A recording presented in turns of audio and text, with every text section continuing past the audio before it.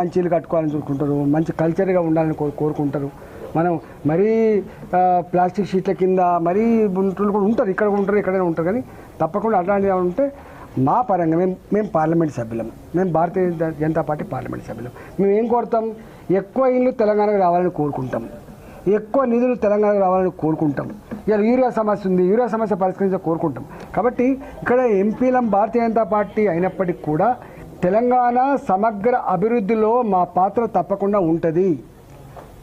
మేము కూడా దరఖాస్తులు ఇచ్చి మేము కలుపుతూనే ఉన్నాము. నేషనల్ హైవే శాంక్షన్ విషయంలో కావచ్చు, రైల్వే డిపార్ట్మెంట్ కింద ఉన్నటువంటి ఆర్యూబీల కన్స్ట్రక్షన్లో కావచ్చు. నేను ఒక మీటింగ్ పెట్టాం, మీకు తెలుసో తెలియదో, నేనే స్వయంగా రాష్ట్ర ప్రభుత్వ అధికారులతో రైల్వే అధికారులతో సమన్వయ మీటింగ్ పెట్టి హైదరాబాద్లో ఇలా రైళ్ల స్పీడ్ పెరిగింది, ఇలా పట్టాలు దాటుతున్నప్పుడు వందల సంఖ్యలో చచ్చిపోతూ ఉన్నారు. అలాంటి సమస్యకు ఎక్కడ వీలైతే అక్కడ అండర్ పాసులు, స్కూటర్లు పోయే అండర్ పాసులు కావచ్చు, మనుషులు పోయే అండర్ పాసులు కావచ్చు, అసలు మనుషులంటే వాళ్ళు పట్టాల మీద పోకుండా ఉండేటువంటి చర్యల కోసం ఎన్ని వందల కోట్ల రూపాయలు ఖర్చు అయినా 100% రైల్వే డిపార్ట్మెంట్ చేతనే ఖర్చు పెట్టించి కట్టిద్దామని కూడా ఒక మనం పెట్టినాం. కాబట్టి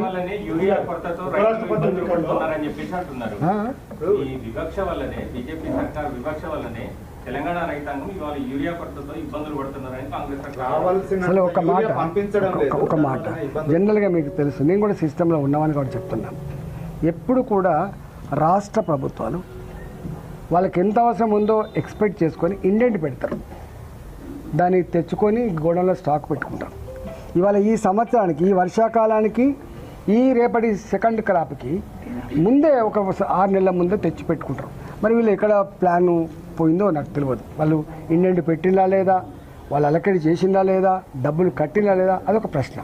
కానీ రెండోది ఏంటంటే అన్నిటికన్నా ముఖ్యమైనది, భారతీయ జనతా పార్టీ ఎప్పుడు కూడా నరేంద్ర మోడీ గారి ఫిలాసఫీ మళ్ళీ చెప్తున్నా, 100 సార్లు చెప్పినా మళ్ళీ చెప్తున్నాం, రాష్ట్రాల అభివృద్ధిలోనే దేశ అభివృద్ధి ముడిపడి ఉంది.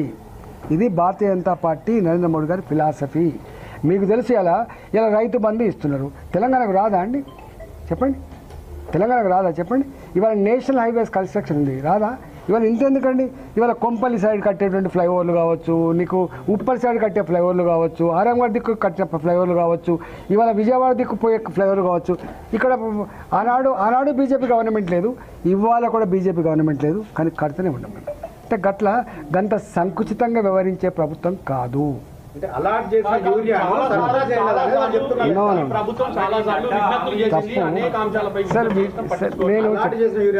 విజ్ఞప్తులు కాదు కావాల్సింది, ముందే ఇండెంట్ పెట్టాలి, డబ్బులు కట్టాలి, ట్రాన్స్పోర్ట్ వెహికల్స్ తెచ్చుకోవాలి. నేను స్వయంగా ఉండి కాబట్టి చెప్తున్నా, రైల్వే రేకులు దొరకబట్టుకోవాలి, తెచ్చుకొని స్టాక్ పెట్టుకోవాలి, ఇబ్బంది లేకుండా చేసుకోవాలి కదా, బాధ్యత ఉంటుంది. వాటికి కేంద్రం మీద నెట్టేసి మా వీళ్ళ బాధ్యత ఎట్లా సాధ్యమైందండి?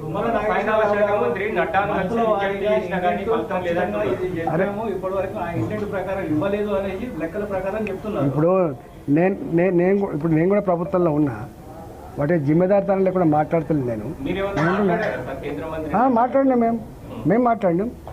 ఎందుకు మాట్లాడడం? మొన్న లేటెస్ట్గా 50,000 మెట్రిక్ టన్నులు కూడా మళ్ళీ అలకడి చేసినారు. చైనా నుంచి వెళ్ళి ఎప్పుడు మనకు పెద్ద చాలా రోజులు బంద్ పెట్టుకొని, జనరల్గా రామగుండం ఎరువుల కర్మాగారం దాని ఆఫీస్ ఢిల్లీలో ఉంది, దాని ఆఫీసులో నోయిడాలో ఉంది. ఇక్కడ మెయింటెనెన్స్ చక్కగా అయితలేదు, ఆగిపోయింది. ఇప్పుడు రామగుండం ఎరువుల కర్మాగారం పెట్టిందే తెలంగాణకు కానీ ఆంధ్రకు కానీ ఎరువుల కొరత లేకుండా చేసుకోవాలని. మొత్తం దేశవ్యాప్తంగా చూసినప్పుడు అత్యధికంగా ఎరువుల కన్జంప్షన్ రాష్ట్రంలో తెలంగాణ ఒకటి. అందువల్ల ఇక్కడ ఎట్లయినా కన్జంప్షన్ ఉందనే రామగుండం ఎరువుల కర్మాగారాన్ని ఇక్కడ ఓపెన్ చేసుకున్నాం. కానీ అనేక కారణాల వల్ల అది మనం మూతపడ్డది, దానివల్ల కూడా కొంత ఇబ్బంది కలగవచ్చు. కానీ ఒక్కటి అంటే చిన్న ఎందుకైతే మన రాష్ట్రం సరిపోను, మన ఛత్తీస్గఢ్ కూడా పంపగలిగేటువంటి సామర్థ్యం ఉంది. ఒకటే ఏంటంటే, ఇప్పుడు దీంట్లో రాజకీయాల కంటే కూడా ఎట్లా బాధ్యత నిర్వర్తించి రైతాంగానికి ఎట్లా మనం యూరియాని ప్రొవైడ్ చేయాలి చూడాలి తప్ప వాటిగా వాళ్ళని నెట్టేసి చేస్తా అంటే ఇది కుదిరేది కాదు. సీఎం గారు ఉపరాష్ట్రపతి ఎన్నికల్లో తెలుగు వారందరూ కూడా ఆత్మప్రబోధానుసారం మనం తెలుగు వ్యక్తి చేయాలి, తెలంగాణ వ్యక్తి చేయాలని చెప్పి విజ్ఞప్తి చేస్తారు సీఎం రేవంత్ రెడ్డి. చేస్తారు కదా, వాళ్ళ క్యాండిడేట్ వాళ్ళు చేసుకుంటారు కదా, తప్ప ఇప్పుడు ఎలక్షన్ నిలబడ్డప్పుడు మనం ఒక్కొక్కసారి ప్రతిపక్ష ఇళ్ళకి పోయి కూడా ఓటు అడుగుతాం. వేస్తారా లేదా పక్క పెట్టు అడుగుతారు కదా తప్పకుండా. వాళ్ళ పార్టీ నుంచి వాళ్ళ అభ్యర్థి పెట్టుకున్నప్పుడు అన్ని పార్టీల వాళ్ళను కూడా అడుగుతారు. అంతరాత్మ ప్రబోధం ప్రకారం వేస్తారా, దీని ప్రకారం వేస్తారా. నేను భారతీయ జనతా పార్టీ ఎంపీని. నేను